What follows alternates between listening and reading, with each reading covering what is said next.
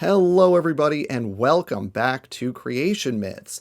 Today I am going to show you just one very quick, very easy, and more or less foolproof way to counter creationist arguments around mitochondrial Eve and mutation rates that creationists claim point to a young Earth. Now, in short, creationists are going to say that if you look at the existing level of divergence in human mitochondrial DNA, how different are the two most different mitochondrial DNA sequences from each other?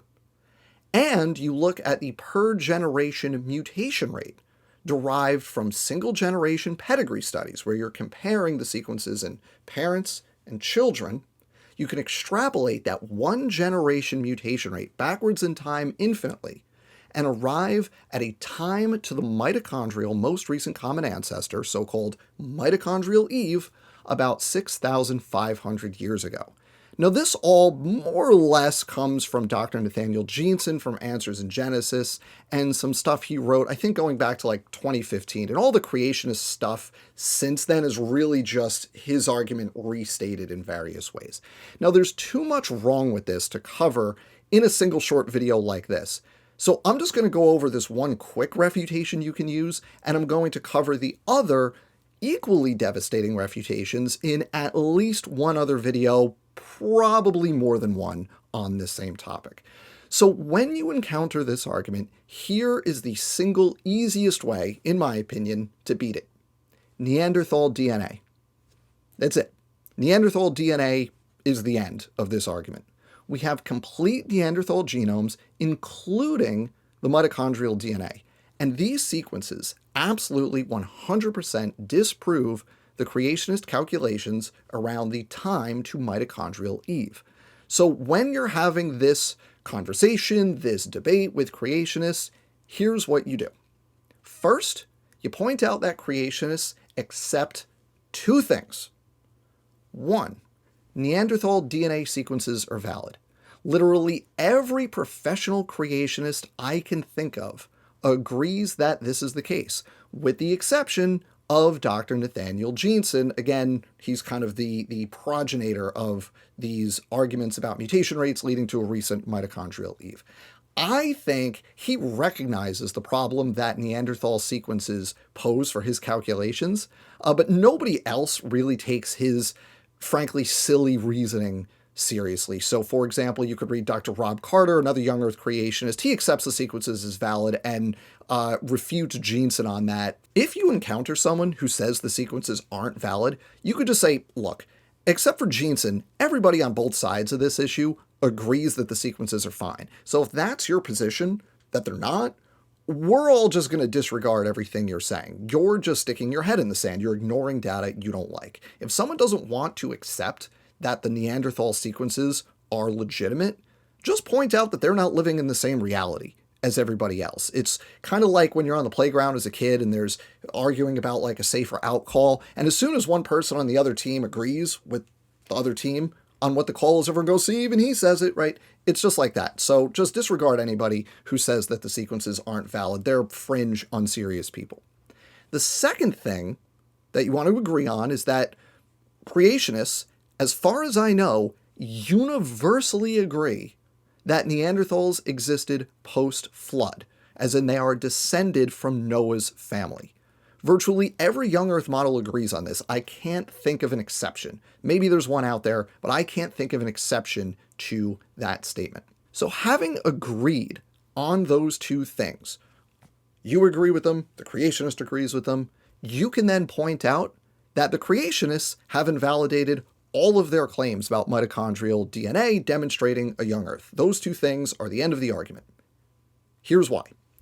In the young Earth model, you can just barely fit all of that mitochondrial variation you need to accumulate in the Homo sapiens mitochondrial DNA into the 6,500 year timeline if you use the single generation mutation rate along with a bunch of other questionable assumptions that are beyond the scope of this video, right? You can just barely make the math work if you use that mutation rate in a young Earth model.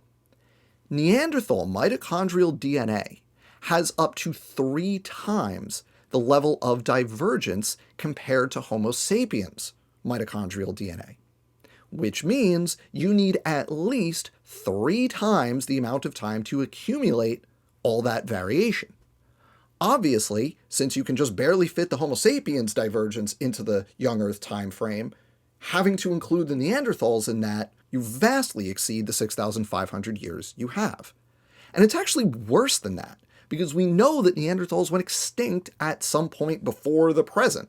That's obviously true for mainstream science, but it's also true in the creation model. So you actually have less time in the young Earth model to accumulate all of those differences, that greater level of divergence in the Neanderthals compared to the accumulation of the variation we see in extant humans. That's it. That's the argument. It's not more complicated than that. Creationists say we have this fixed per generation mutation rate with a linear, strictly linear accumulation of mutations. They also say that Neanderthals are descended from Noah's family post-flood. Neanderthals exhibit way more divergence in their mitochondrial DNA than living humans. And since we could just barely cram the Homo sapiens divergence into the young Earth timeline, you necessarily blow straight past that time limit if you have to account for the much greater divergence in the Neanderthal mitochondrial DNA.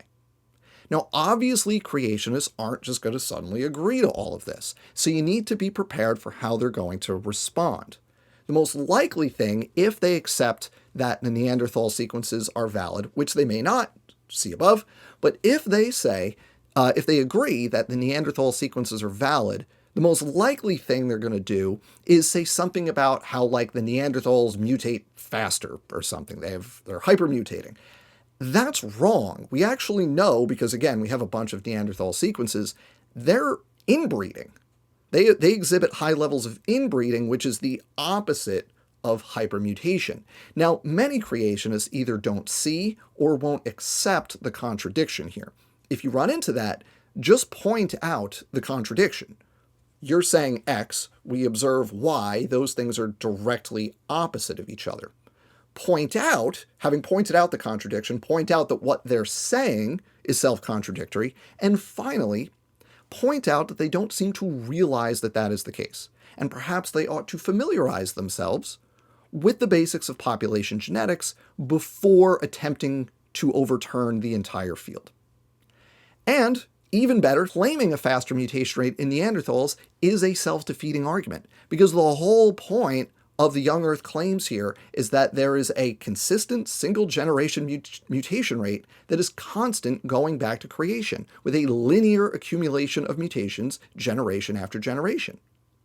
If it isn't, if they're going to claim it's different, that the mutation rate can be different in different times or in different groups, then the foundation underlying the entire creationist argument, that strictly linear molecular clock, a molecular clock more precise than anything actual biologists propose, that all falls apart.